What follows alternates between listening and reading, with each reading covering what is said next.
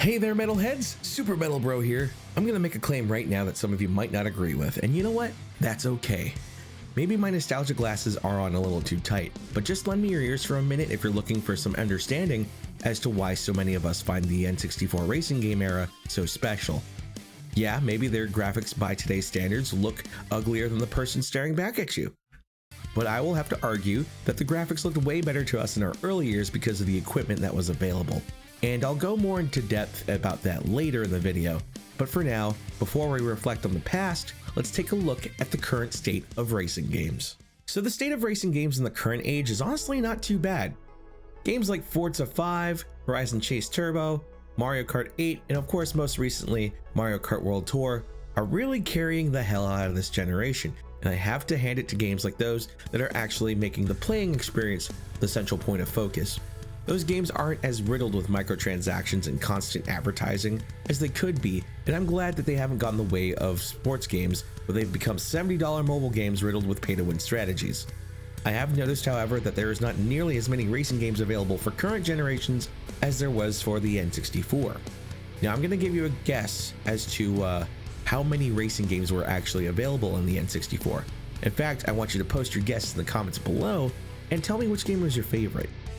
Are you ready for the number? Yep, it is 74 games. 74. If you're having fun watching the video so far, do me a huge solid and hit that subscribe button so I can continue to get inspired and make videos just like this one. I just made it to over 200 subscribers and I'd like to at least try to double that before the end of the year. Now there is no way in hell that I'm going to talk about every single game in this video. That's not what this video is about. This video is honestly just a walk down memory lane and an excuse for me to reflect with you guys about how cool 64 kart racers were. So with all that being said, let's go back in time, shall we? It's a bright, beautiful Saturday morning in 1996 and you just stopped into Toys R Us. You take a look at the screen and you realize that this game doesn't look like the other games you have at home. Instead of moving from left to right or top down, there's a whole nother axis going on. You see somebody not just going in a linear path, but they're actually able to explore every single corner of that world. In that world, you can go wherever you want and do whatever you want. So you get in line to play, and the game is set on a 30-minute reset timer, which means that whoever plays for 30 minutes has to eventually stop playing because game is done, game is over. So finally you get to the end of the line and you hold that weird controller in your hands for the first time. And now here comes the part you didn't think about. How the hell do I use this thing? Like, who do you think I am, Doctor Strange? Look at all these buttons, the shoulder pads, the Z button. There's a Z button. We're going to skip the alphabet and go straight to Z. A D-pad. Like, you're throwing all these numbers and letters at me, and I'm only like 8 years old. I don't know algebra yet. I don't know.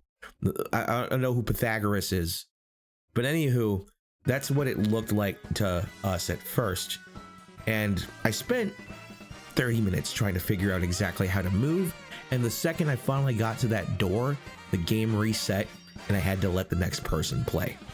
3D gaming was the hot new thing at the time, and developers were still trying to figure out exactly how to program controls and how to make them simple enough for people to play. As cool as 3D platformers and shooters were, there was a steep learning curve for anyone transitioning from the SNES or the NES like I did. So simple games that the family could play amongst each other were in demand. In comes racing games to the rescue. They provided a fun way to experience these 3D visuals while being extremely simple to play. All you had to do was tell Granny to hold down the A button, and before you knew it, she's pulling off that crazy jump on Rainbow Road. Grandma's coming in first! Grandma, what the hell are you doing? Get the hell out of my way, sit down! The games had tons of variety with tons of cool characters, tracks, challenges, music.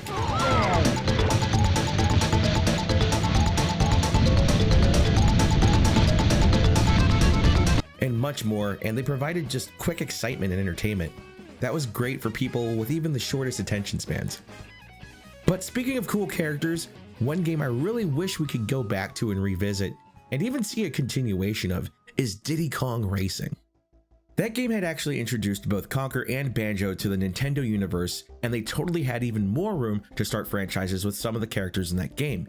Even Bumper the Badger, who's currently in prison right now. Like, literally, canonically, he's actually in prison right now. But for those of you who had a longer attention span, you could dive into something like adventure mode. As far as I'm aware, this game was the only racing game at the time that had a whole outer world to explore. You could actually travel to different worlds and race, which is really cool to experience as a little kid. So to sum up the original story of adventure mode super quickly, Timber the Tiger and his family owned the island that Diddy Kong and his friends live on. Timber the Tiger's parents went away on vacation and left Timber in charge of the island, and of course, in classic cartoon fashion, Wizpig decides to show up and all hell breaks loose on that island. So, Timber calls in Diddy and his friends to race Wizpig because that totally makes sense in order to win the island back. Despite the crazy story, there were also really cool bosses. Excellent. Now I challenge you to a race. And the crazy silver coin challenge that made you go collect all 10 coins while winning the race to advance. And those got especially tough towards the later levels. So as you can obviously tell, this is my favorite racing game on the N64, so let me know if you want me to make a deep dive into what made Diddy Kong Racing so special at a later date. Some of my other favorites were, of course, the almighty Mario Kart 64, Star Wars Episode 1 Pod Racer, F-Zero, Cruisin USA, Cruisin World, Cruisin Exotica, Beetle Adventure Racing, Wipeout, Disney's Mickey Adventure Racing, and so many other great games. Let's go ahead and start with Cruisin. Cruisin put me in a real race car, or at least I thought it was a real race car at the time. I didn't know the difference. And I traveled through the world to be the fastest racer on Earth and the moon. And this looked so realistic to me at the time. And that was because when people were developing these games, they were taking CRT filtering into account. Basically, our CRT televisions made it so pixels on the screen would be blended together instead of completely jarring and serrated like you would see on digital televisions now. Here's a little one-to-one comparison that shows how that effect actually worked. As you can see on my CRT television here, the game doesn't look nearly as bad as it would be if you were playing it on, let's say, an emulator or LCD or LED TV or current monitor. And of course, I will take into account the size of the 13-inch TV. It's a lot smaller of a display than a lot of people are using today, and it's very forgiving of the 240p image that's on the screen. But unless your parents wanted you to hog the living room TV all day, they usually bought you a separate TV for your room. So no, you weren't always playing on the 27-inch Sony Wega in the middle of your living room. You were probably playing on the 13-inch off-brand TV that was actually in your room. So having that 13-inch TV is honestly very true to what we had as kids back in the day. So the fact that these games were made with CRT televisions in mind is a big reason why people who play retro games today are hunting for those CRT televisions of old. They're just not made anymore, and it's honestly the best way to play your real hardware in today's age, unless you buy a retro tank. Because of that, prices are going higher and higher for those CRT televisions. So the best way to acquire one right now is honestly going to a garage sale somewhere and making bank off somebody who doesn't know what they have. Hey Grandpa, you don't mind if I just take that old thing off your... Jesus Christ, Grandpa, you could have just said no! The Cruisin series had an awesome soundtrack.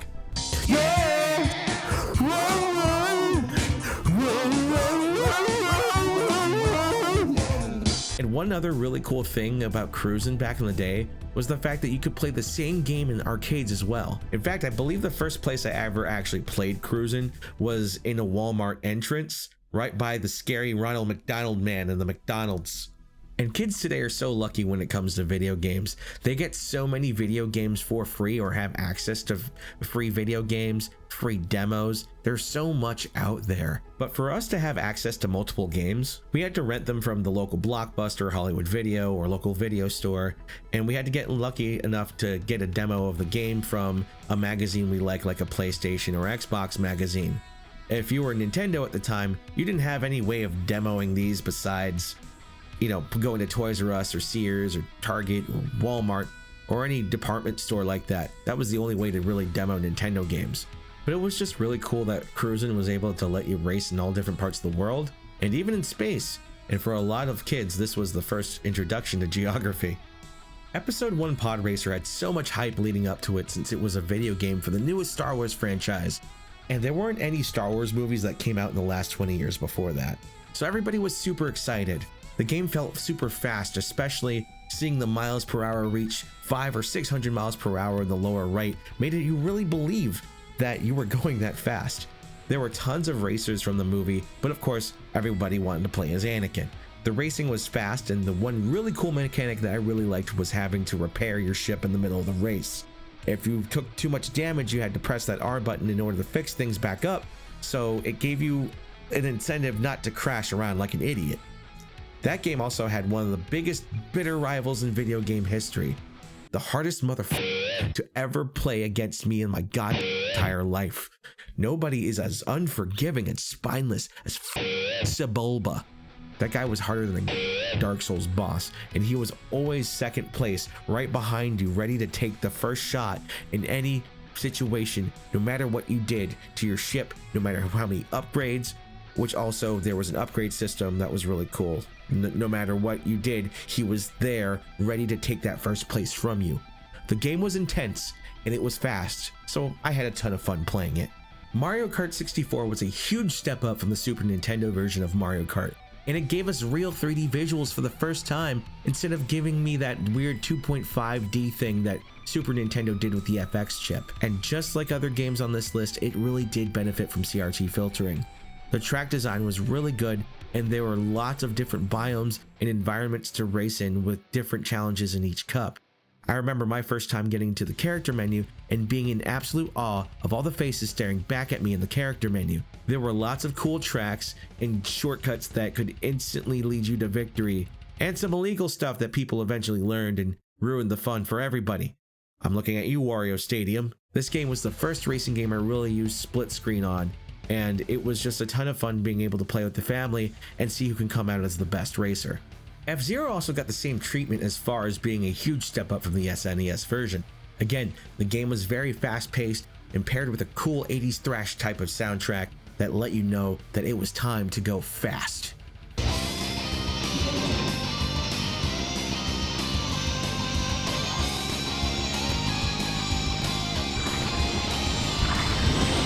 There were so many cool characters on that roster that I wish we could learn more about. Nintendo's gone on record to saying that they're not bringing back F-Zero anytime soon, and I think that's such a huge mistake. There's so much to explore in terms of track design, story, and featuring other characters besides mostly Captain Falcon. With today's tech, we could have a way more insane version of F-Zero to play. I actually played Wipeout 64 more recently. It's not a game I actually played back in my childhood, but man, I really liked it. It was basically like playing F-Zero with power-ups. You got weapons like missiles, a power-up that caused the ground to ripple in front of you, a cool autopilot that took over immediately to get you ahead of your opponents, and a lot more. I also tried out Mickey's Speedway USA for the first time in a very long time, and that's a fun one to look at because that game came out in 2000, the same year the PS2 came out, and a year before the GameCube and Xbox. I played a tiny bit at the FAO Schwartz toy store on International Drive in Orlando way back when it was in business, and it was such a beautiful store, but I also remember it being super expensive. It was pretty much just a carbon copy of Mario Kart 64, but I did really enjoy all the banter from all the characters as they raced and used their power-ups against each other.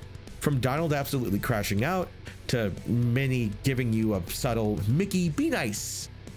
It was just cool to see them directly talking to each other during the race.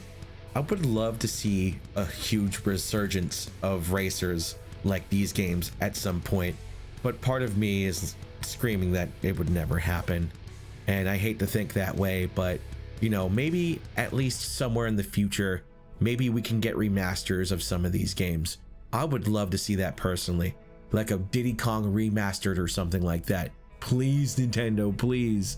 I know you're not the biggest fan of bringing back old games like that, but like, you would make so many people happy, and you would make so much money, swimming in dollar bills. All in all, those games are really special to me because even though I didn't have a lot of friends growing up, those games gave me plenty of competition to play against, and they made me more comfortable in social environments when I was playing with friends from school, since mostly we were just reacting to what was happening instead of trying to create actual conversation. For a lot of us, they were the first truly social multiplayer games, because if you look outside of that, we had like 56K dial-up on computers. Computers were super expensive, and for us kids, it just wasn't really a great barrier of entry. We would have to type to each other, and we weren't the fastest typers, so like it wasn't really super accessible to us. So these games were really special to me because honestly, it just created special moments with everyone around me.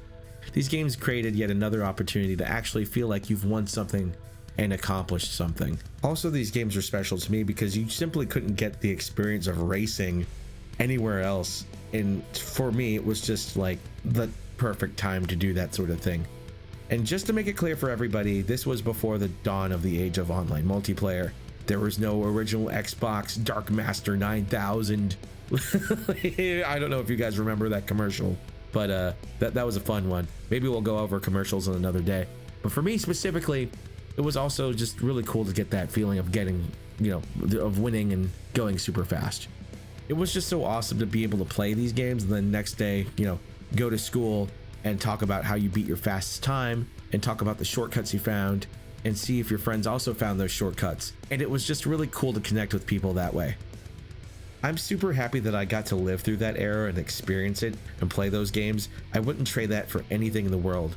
And I seriously hope that any of the young gamers that are listening to this now or currently living through their childhood playing current games, I really hope that you guys are enjoying those games as much as I enjoyed my games back then. So as you guys know, or at least some of you may know, I actually make music as well, and sometimes I do covers. I really want to make a sort of medley for all the really cool Nintendo 64 racing games that have popped up over the years. So I really need your help to get together a list of songs that I want to partially cover and put in a compilation. Please let me know what songs you want to hear, and I will do my best to do justice to those songs. Also, if you really like this video and you want me to make more videos like this in the future, or have any other suggestions, please subscribe, comment, and let me know. Hit the bell, and as always, stay metal.